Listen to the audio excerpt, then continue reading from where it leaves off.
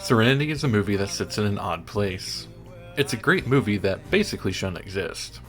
If you know Firefly, the show this is a sequel to, or you've seen my video on it, you know Firefly was cancelled before its first season was even finished.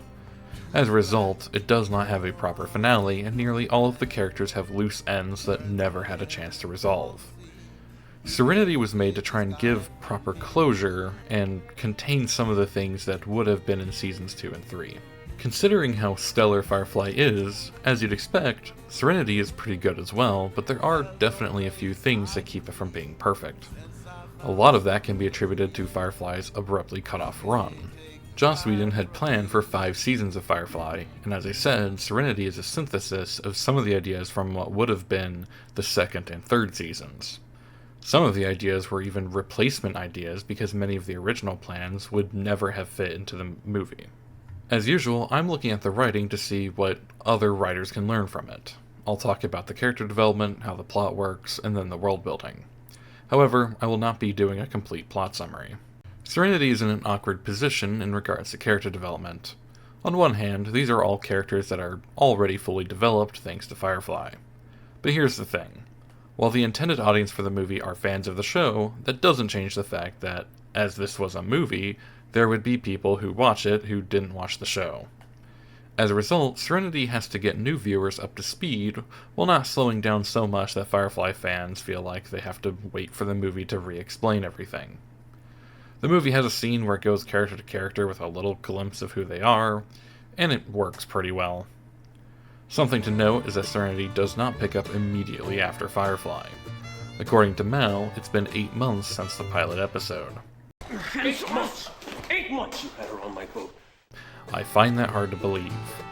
The characters have changed more than 8 months worth of development in my opinion.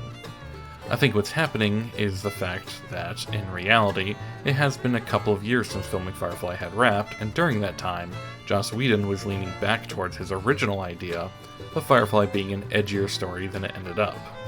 After all, he no longer had the meddling hand of the network to really worry about this time around.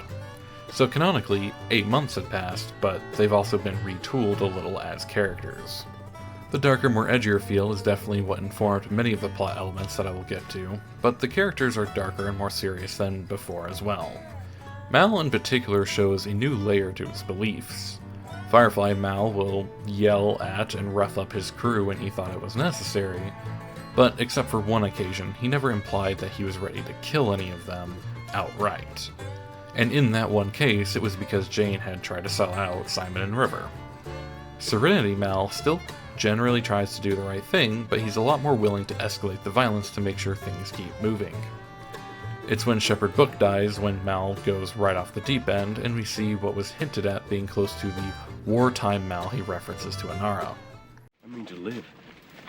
I mean for us to live. The Alliance won't have that, so we go where they don't follow. God's balls, there ain't no way we're going out there. Go through those reavers, they'll eat us alive. This is how it is.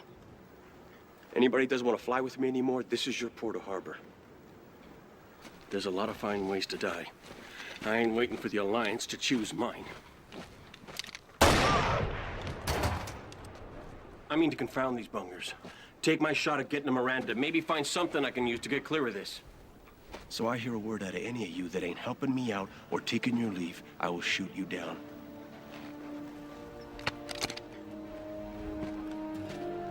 Get to work. Speaking of Book's death, his character arc was definitely different than the original plan. Even though he was a true believer in his role as a preacher and spiritual advisor, there were always hints that he had turned away from a much deadlier and violent past as some kind of Alliance agent or enforcer. They even referenced that once in Serenity. It's of interest to me how much you seem to know about that world. Wasn't born a shepherd, Mal. You have to tell me about that sometime. No, I don't. Unfortunately, that was going to be a later season arc, which means it had to be truncated, and Book was killed off. It wasn't a waste, though. He is able to inspire Mal to fight instead of run. The character deaths throughout Serenity are done pretty well. The obvious one to point to is Wash's end, but some people say it was pointless. However, I argue that it was actually an honorable way to end his character's journey, as much as his death still hurts me every time I watch. Even during Serenity, his character arc has always seemed essentially complete anyway. He was happily married, and after he learned Mal didn't want Zoe to cheat, he actually seemed settled. The movie gives Wash the opportunity to show that he was a fantastic pilot right before his death as well. The thing is, once Serenity's crash, Wash doesn't really have something to do for the rest of the movie. But his death essentially removes him as a distraction from Zoe, who can now fight with nothing left to lose. And if you think Kaylee doesn't have something to do after Serenity crashed, she still had to resolve her relationship with Simon. I did mention it already, but there is another character death I want to go deeper into.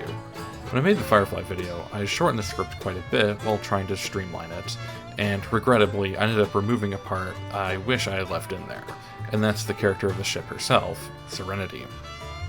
You might think that Serenity is a setting and not a character, but reading a situation like that leaves out a lot. The characters love Serenity, and many of them will directly say as much. And you get the sense that Serenity almost loves them back. They've made a home on their ship, and there's a warmth that you can feel through the screen. In fact, the episode Out of Gas is usually said to be about how the characters found Serenity, but I'd go as far as to say it's also about the character Serenity herself. Mal fell in love at first sight, and they've never betrayed each other. The movie, of course, is named after Serenity. Sure, it could be a reference to the Battle of Serenity Valley and how Mal is more like his wartime self, but Serenity's character arc in the movie is quite strong. She has her usual mechanical mishaps, but again, she doesn't actually fail the crew.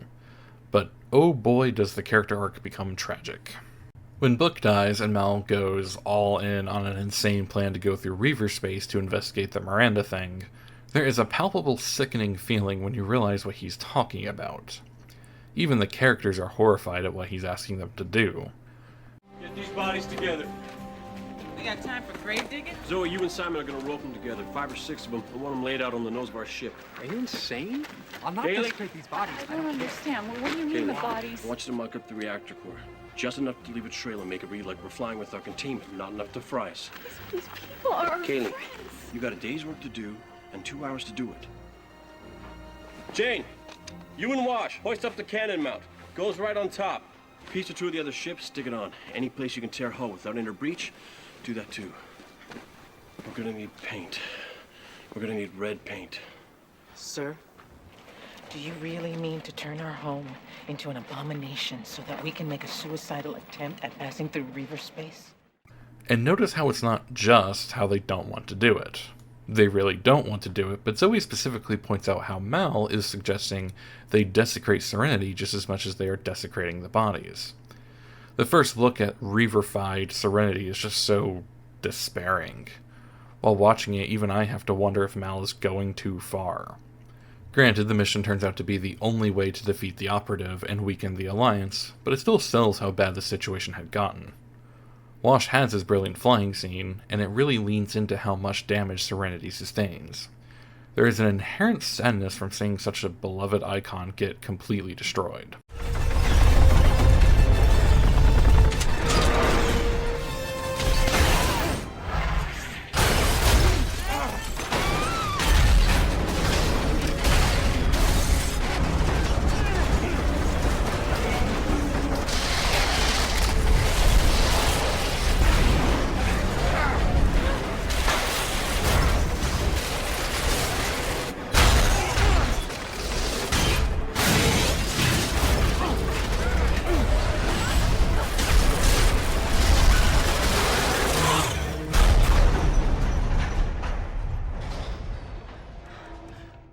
Inara is in Serenity, but she's mostly in the background.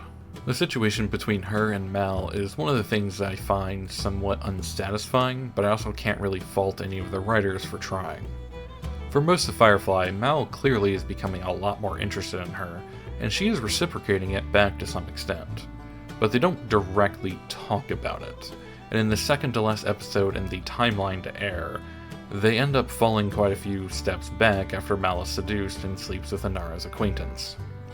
This is natural progression in TV character development as you try to make a back and forth pattern with the character relationships, But with the show being cancelled when it was, it means that the last we ever see of the relationship is at its lowest and most complicated point. The result is that the movie can't really fix anything. There is so much that needs to happen in Serenity, and a lot of it has to do with Mal's own personal emotional maturity, so there literally isn't enough time to repair this relationship. That being said, it does make a pretty honorable attempt. It's implied that Mal and Inara have had serious talks about this off camera, and it resulted in Mal being bitter towards her and Inara leaving the ship. He does come to rescue her, and then she's involved with the rest of the story, but she's not in the limelight. There wasn't enough relationship development to realistically have her and Mal be together at the end, but they do imply that with Mal being emotionally in a place of better maturity, understanding, and courage, Inara decides to stick around again. Ready to get off this heap? Back to civilized life? I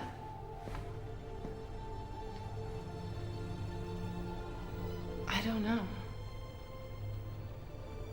Good answer. It gives hope for them, and I think that's a decent enough place to leave them. However, River's story is the main focus of the movie. Throughout Firefly, the show slowly built up her abilities and complications, controlling her emotions. It was known that the Alliance had experimented on her and that they want her back, but it was still vague on what exactly they did to her, why, and what the full effects were. There were hints that she had some psychic abilities, but there was never anything guaranteed. The closest was when she said that Jane was scared they'd learn he had sold them out before, but even that could be explained away from her demonstrated skill of being able to analyze everything and make accurate predictions. It was also hinted that she was incredibly good at fighting and doesn't really think it's a big deal. Serenity doesn't really hide any of her abilities at all. It reveals that the Alliance were, in fact, turning her into a weapon by giving her psychic powers and combat prowess. Even the other characters are surprised at the sheer level of overpowered she is, and are understandably concerned. The other thing the movie wastes no time at all to establish is why the Alliance is so concerned with getting her back. The show implied it was simply because she was their best test subject, but Serenity adds another layer.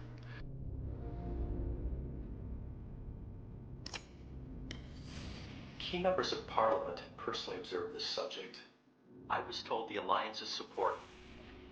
Key members of Parliament. Key.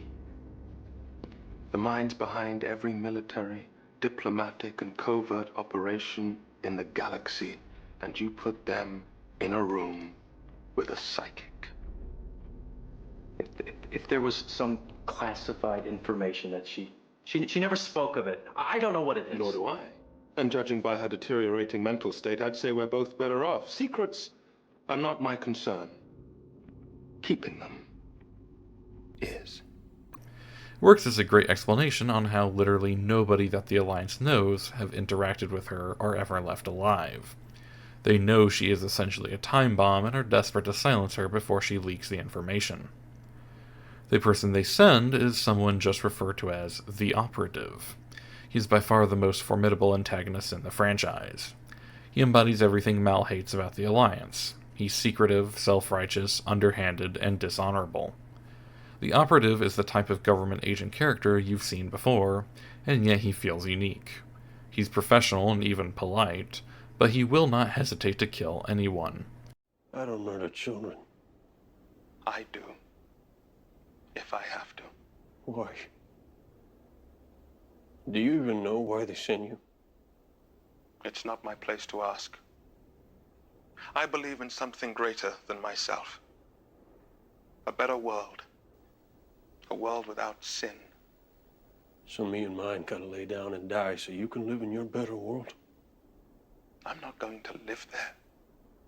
There's no place for me there, any more than there is for you. Malcolm, I'm a monster. What I do is evil. I have no illusions about it, but it must be done.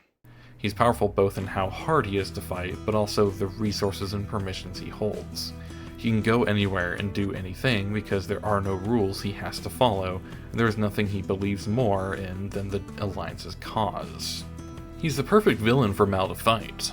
Mal isn't the nicest person in the verse, but he does have his own code he likes to follow.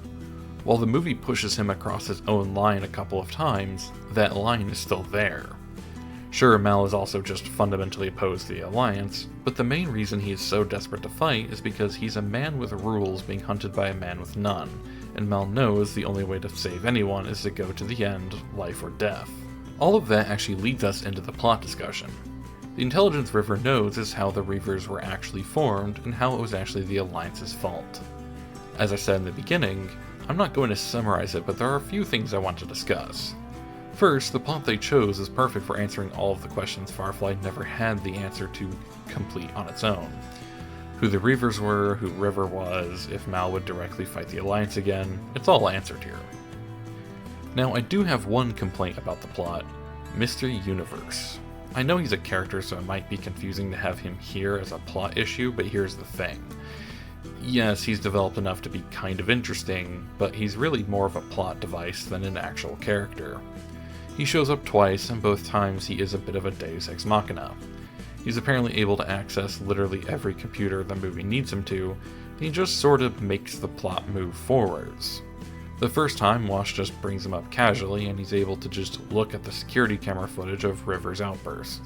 He tells the crew that there was a military subliminal message in the advertisement, and then he's just not a thing for a while.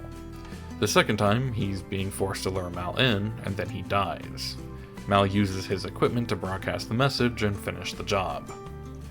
The thing is, I always forget he's in this movie, and when his name comes up, I feel annoyed. Can I make a suggestion that doesn't involve violence? Or is this the wrong crowd?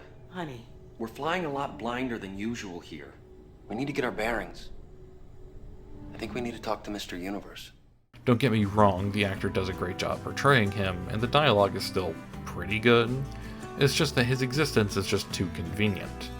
It would have been far more interesting to have the Serenity crew find another way to discover the Alliance had triggered River in the bar, and then later they have to find their own way to get the word out.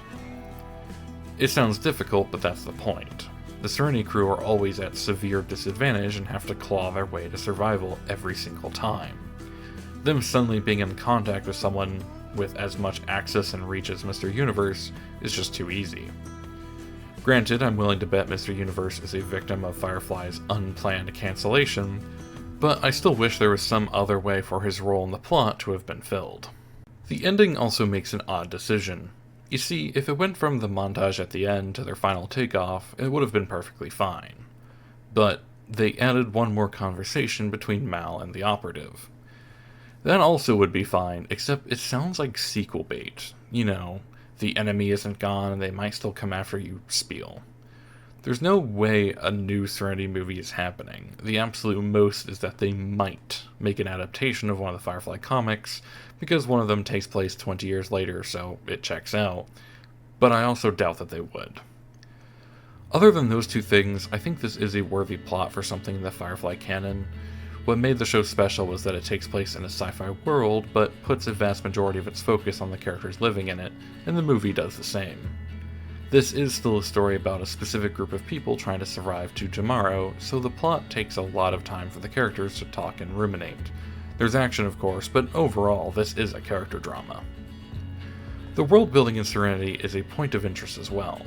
Considering that the movie's purpose is to tie off as many loose ends as it can, it makes sense that there isn't a lot of new information in regards to the overall way the world works. I mean, everything to do with the Reaver origin is pretty new, but for the most part, it leaves the world as is to avoid adding any more unnecessary loose ends.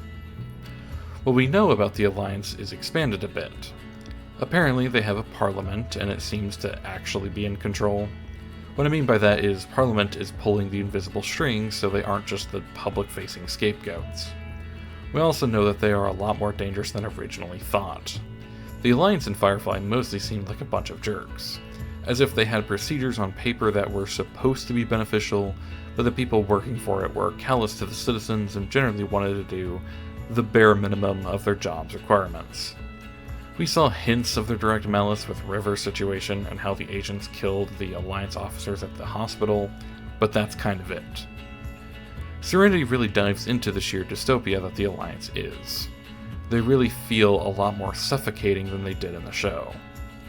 Not that they weren't a constantly present threat in Firefly between their unavoidable surveillance and micromanaging and everything. But in the movie, the Alliance is a lot more desperate to track down River, so the tip of the spear is really bearing down on them. Still, as I've said a couple of times now, the focus is on the characters and how they interact with the world, not the world itself. Discussing Serenity is quite difficult to get right. Sure, it has a lot of minor flaws, but they are all artifacts from this being a group of TV characters having their arcs cut unexpectedly and then modified and condensed into a movie. So from the lens of what this movie has to be, it's almost perfect. It ties up the loose ends and gives a sense of closure to the story of Firefly. Yet it also makes it even more abundantly obvious that the story would have been better had it been given the time it needed. I would have loved to see Book's story played out. I would have loved for Mal and Inara to have actually developed a healthier rapport with each other. As I said in the beginning, it's the best movie that should have never existed. And with that, keep writing. And bore the sea, you can take the sky from me.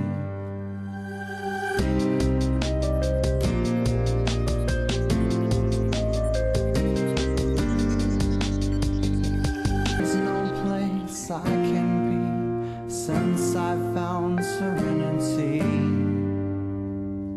You can take the sky